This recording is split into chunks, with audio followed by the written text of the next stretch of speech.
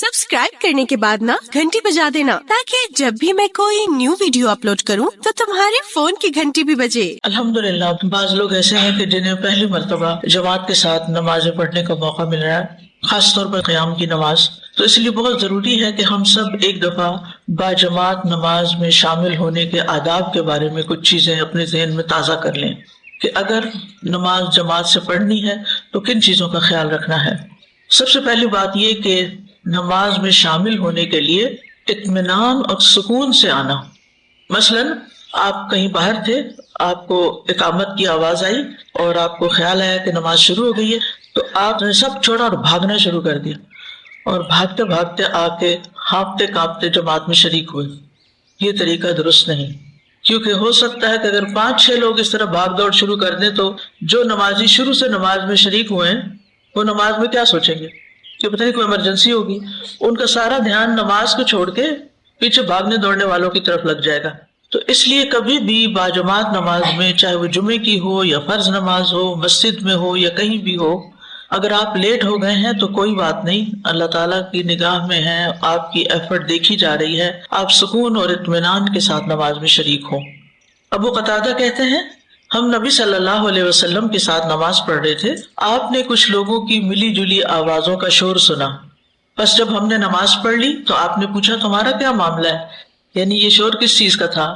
लोगों ने कहा कि हम नमाज के लिए जल्दी कर रहे थे। आपने फरमाया ऐसा ना करो, बल्कि जब तुम नमाज के लिए आओ तो तुम पर सुकून लाजिम है, यानी सुकून से आओ। नमाज का जो हिस्सा पाओ उसे पढ़ लो और जो रह जाए उसे बाद में पूरा करो। यानी जल्दी हम क्यों करते हैं कि हमारी रकात मिस ना हो जाए, वरना सब लोग सलाम फेर लेंगे और हमें एक और पढ़नी पड़ेगी। तो बेहतर है कि रहती सहती जो भी है बस कैच कर लें किसी तरह। तो ये नीयत नहीं होनी चाहिए, सुकून से आए, जहां भी इमाम है वहां शरीक हो जाएं। जो बाकी हिस्सा रह गया आपका वो इमाम के सलाम फेरने के बाद आप अदा कर लें। इसी तरह बाज़ औक़ात लोग जब मस्जिद में दाखिल होते हैं, इमाम फर्ज नमाज जमात से पढ़ा रहे होते हैं और वो पीछे अपनी सुन्नतें या तहियतुल मस्जिद पढ़ना शुरू कर देते हैं, या खुदा जाने कौन सी नमाज वो अलग से अपनी कोई और नमाज शुरू कर देते हैं। इसकी भी इजाजत नहीं। यानी जब इमाम फर्ज नमाज शुरू करते तो उसके पीछे और कोई नमाज ना पढ़ी जाए, ना सुन्नत, ना नफल, ना कोई और, कुछ भी नहीं। अबू हुरैरा रज़ियल्लाहु अन्हु से रिवायत है कि नबी सल्लल्लाहु अलैहि वसल्लम ने फरमाया, जब नमाज के लिए इकामत हो जाए तो फर्ज नमाज के अलावा कोई नमाज नहीं। लेकिन एक सूरत यह है कि आप सुन्नत पढ़ रहे थे कि नमाज खड़ी हो गई और आपकी अभी बस थोड़ी सी नमाज बाकी है। मसलन आप सजदे में हैं तो आप मुख्तसर सा करके अत्तहियात और मुख्तसर सा दुरूद पढ़कर सलाम फेर दें और जमात में फौरन शरीक हो जाएं। यानी आपने ये नहीं करना कि आप आराम आराम से सारी सुन्नत पढ़े, हत्ता कि इमाम एक रकत ही पूरी कर ले और फिर आप जमात में शामिल हो। अगर तो आप सुन्नत नमाज की शुरू में हैं और आपको पता है कि अभी काफी टाइम लग जाएगा, तो आप क्या करेंगे, अपनी वो नमाज छोड़कर इमाम के पीछे नियत कर लेंगे फर्ज की, फिर सुन्नत छोड़ देंगे। यानी मसलन आप अभी शुरू ही हुए थे, अल्लाह अकबर कहिए आपने, और अभी आप सूरत फातिहा पढ़ रहे थे कि इमाम ने फर्ज नमाज शुरू कर दी। अब आप ये नहीं करेंगे कि 2 पूरी रकतें पढ़ के फिर आप नमाज में शरीक हो, बल्कि क्या करेंगे, उसी जगह सलाम फेर के फर्ज नमाज की नियत शुरू कर लेंगे। समझ आ गई बात। यानी अगर आप सुन्नत पढ़ रहे थे या तहियतुल मस्जिद पढ़ रहे थे और इमाम ने फर्ज नमाज शुरू कर दी, अगर तो आप बिल्कुल आखिर में पहुंचे हुए हैं, सलाम फेरने में 1-8 मिनट है, तो कोई बात नहीं, मुख्तसर करके नमाज पूरी करके सलाम फेर के खड़े होके जमात में शरीक हो जाएं। लेकिन अगर आपने अभी शुरू ही की है नमाज अपनी, या सिर्फ आधी पढ़ी है, तो ऐसी सूरत में जहां है वहीं सलाम फेर दें और जमात में शरीक हो जाएं। समझ आ गई बात? ओके। यानी जो शख्स भी जमात को देखे तो फिर अपनी नमाजें ना पढ़े। नबी सल्लल्लाहु अलैहि वसल्लम ने फरमाया, जब नमाज के लिए इकामत हो जाए तो फर्ज नमाज के अलावा कोई नमाज नहीं। ठीक है, इस हदीस को याद रखिए। जब जमात खड़ी हो गई तो फिर कोई और नमाजें नहीं।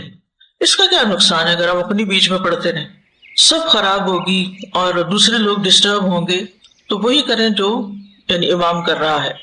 اگر جماعت کھڑی ہو جائے اور آپ آئے ہی لیٹ ہیں باہر سے تو امام جس بھی حالت میں ہو اسی حالت میں شامل ہو جائیں اس کے ساتھ. اگر وہ کھڑا ہے تو اللہ اکبر کہہ کے کھڑے ہو جائیں. اگر وہ رکوع میں ہے تو آپ اللہ اکبر کہہ کے سورۃ فاتحہ نہ پڑھنی شروع کر دیں بلکہ سیدھے رکوع میں چلے جائیں. اگر آپ مسجد میں داخل ہوئے اور صف میں جب تک پہنچے ہیں تو امام سجدے میں پہنچا ہوا ہے تو آپ کیا کریں گے؟ اللہ اکبر کہہ کے سیدھے سجدے میں چلے جائیں گے. اگر آپ پہنچے ہیں اور وہ اتحیات پڑھ رہا ہے اور بے شک آخری والا پڑھ رہا ہے تو آپ کو ثواب مل جائے گا کہ آپ آخری میں بھی شریک ہو گئے. آپ اللہ اکبر کہہ کے نیچے جا کے اتحیات میں بیٹھ جائیں اور جب وہ سلام پھیر لے تو پھر کھڑے ہو کر اپنی ساری نماز پڑھ لیں. اگر آپ قیام میں شامل ہو جاتے ہیں تو آپ کی رکعت کنسیڈر ہوگی. یعنی امام کھڑا تھا اور وہ سورۃ فاتحہ آخر تک پہنچا ہوا تھا تو خود بھی پڑھنی ہوتی سورۃ فاتحہ، آپ پڑھ لیجئے اور اس کے بعد امام کی قرات سن لیجئے اور پھر اس کے ساتھ رکوع اور سجدہ کر لیجئے. اگر امام کے ساتھ قیام مل گیا ہے، کیونکہ پیچھے بھی میں بتا چکی ہوں کہ قیام نماز کا ایک رکن ہے، اگر قیام آپ کو مل گیا امام کے ساتھ تو کیا ہوا؟ رکعت پوری ہو گئی آپ کی. نبی صلی اللہ علیہ وسلم نے فرمایا من ادرک رکعۃ من الصلاۃ فقد ادرک الصلاۃ، جس نے ایک رکعت نماز کی پالی اس نے وہ نماز پالی، یعنی اس کو اس کا ثواب مل جائے گا. اگر امام رکوع یا سجدے میں ہے تو پھر سیدھے اسی میں چلے جائیں گے، لیکن آپ کی رکعت نہیں پوری ہوئی. رکوع میں ملنے سے رکعت پوری نہیں ہوتی. اس کی وجہ کیا ہے؟ کیونکہ آپ کا قیام جو کہ ایک فرض چیز ہے، نماز میں لازمی چیز ہے، وہ چھٹ گیا ہے. تو نماز میں اگر کوئی رکن مس ہو جائے تو کیا ہوتا ہے؟ نماز نہیں ہوتی، آپ کو وہ پورا کرنا ہوتا ہے. تو قیام چونکہ فرض ہے، آپ آئے اور آپ نے رکوع میں شرکت کی تو آپ کا قیام نہیں ہوا، لہٰذا آپ امام کے سلام پھیرنے کے بعد کھڑے ہو کر ایک پوری رکعت ساری کی ساری رکوع سجدے کے ساتھ مکمل کریں گے. ٹھیک ہے؟ دوسری رکعت کے تشہد میں شامل ہو اگر تو پھر کیا ہوگا؟ دو پوری رکعتیں آپ کی چھٹ گئی ہیں. اگر امام دوسری رکعت کے تشہد میں ہے، یعنی دو پڑھ کے اتحیات میں بیٹھا ہوا ہے اور آپ بھی آ کے بیٹھ گئے اور امام کے سلام پھیرنے کے بعد آپ سلام نہیں پھیریں گے بلکہ پہلی اور دوسری رکعت جو آپ سے رہ گئی ادا کریں گے. کیسے؟ یعنی آپ اتحیات میں بیٹھے تھے، پھر امام نے دو رکعتیں اور پڑھی، آپ نے بھی پڑھ لی. امام کی 4 رکعتیں ہو گئی، آپ کی کتنی ہوئی؟ 2 ہوئی. اب امام کے ساتھ آپ سلام تک شامل رہیں گے، سلام تک آپ شامل رہیں گے اور پھر جو ہی وہ سلام پھیرے گا آپ سلام نہیں پھیریں گے. کھڑے ہو کر آپ باقی نماز 2 رکعتیں جیسے عام نماز میں پڑھی جاتی ہیں ویسے ہی پڑھیں گے. اب 2 رکعتوں کے بیچ میں جو آپ کا تحیات پہلا والا چھٹا تھا وہ کیا ہوا؟ یا آخری والا اس کے قائم مقام ہو جائے گا اور آپ اپنا پھر اتحیات پورا پڑھ کے اپنی نماز مکمل کر لیں گے. تو بہرحال امام کے ساتھ جس بھی حال میں شامل ہوں، اگر اس رکعت کی سورۃ الفاتحہ رہ گئی ہے تو رکعت آخر میں ادا کی جائے گی اور باقی ساری نماز امام کے ساتھ پڑھی جائے گی. اب مثال کے طور پر اگر آپ چوتھی رکعت میں شامل ہوئے تو پھر کیا کریں گے؟ آپ امام کے ساتھ سلام تک سارا کچھ پڑھیں گے، پھر ایک اور رکعت پڑھیں گے اور بیٹھ کے اتحیات پڑھیں گے، کیونکہ آپ کی 2 رکعتوں کے بعد کا یہ اتحیات ہو اور پھر اتحیات کے بعد 2 رکعتیں اور پڑھ لیں گے. یعنی اگر آپ آخری رکعت میں شریک ہوئے ہیں اور پھر آپ ایک رکعت اور اپنی پڑھ کے اتحیات درمیانہ پڑھتے ہیں اور پھر آخر میں اتحیات پڑھتے ہیں تو اس طرح آپ کے 3 اتحیات ہو جائیں گے. ان کا سوال یہ ہے کہ امام کھڑے ہو کر سورۃ فاتحہ پڑھ رہا ہے اور ایک شخص سجدے سے نہیں اٹھ رہا، اس کا سجدہ ہی نہیں ختم ہو رہا. یہ انتہائی غلط ہے. آپ کے جتنا بھی سجدہ ہوا کافی ہے. امام کھڑا ہوا ہے، آپ کو اس کی پیروی کرتے ہوئے کھڑے ہو جانا چاہیے. حدیث میں آتا ہے نا کہ اذا قال الامام ولا الضالین فقولوا آمین، اور پھر واذا رکع فرکعوا واذا سجد فاسجدوا. امام کو فالو کرنا ہے. امام کیوں بنایا جاتا ہے؟ تاکہ اس کو فالو کیا جائے. تو آپ اپنی نماز جماعت سے پڑھ رہے ہیں اور اپنی مرضیاں کر رہے ہیں تو نماز نہیں ہوگی. ساتھ چلیں. ٹھیک ہے. ان کا سوال ہے، یہ بڑا اچھا سوال ہے کہ آپ گھر سے آ رہے تھے، راستے میں ٹریفک بلاک ملی، آپ جب تک مسجد پہنچے تراویح شروع ہو گئی تھی. ابھی تو آپ کے فرض رہتے ہیں، کیا تراویح آپ فرض سے پہلے پڑھیں گے؟ نہیں، آپ امام کے ساتھ فرض کی نیت سے شریک ہو جائیں گے.